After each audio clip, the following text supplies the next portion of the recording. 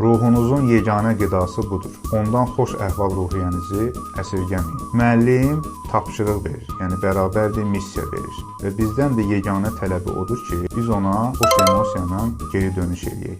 Misal verir, məsələ verir, tapşırıq verir və bu tapşırıqları yerinə yetirməkdən ötürü bizə yemək verir, içmək verir, şərait yaradır, qələm verir, dəftər verir və s. və axır. Və biz də bu tapşırıqları, dərsləri sevə-sevə, gülə-gülə, xoş, pozitiv enerji ilə həll etməliyik. Axı bunlar sadəcə dərslərdir. Ruhi missiya həll olunanda isə təkamül edir, işıq payını doldurur. Müsbət emosiya olmayanda isə neqativ gəlir və insan həm ruhən, həm bədənsəl olaraq qaralır. Bu haqda Zərrə içində Zərrə vebinarında ətraflı danışmışam. Bu vebinarı əldə etmək üçün şərhə Zərrə yazın.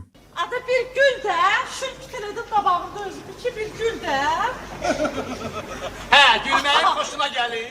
O cür gülmək, nəsə gülməməyə min qat.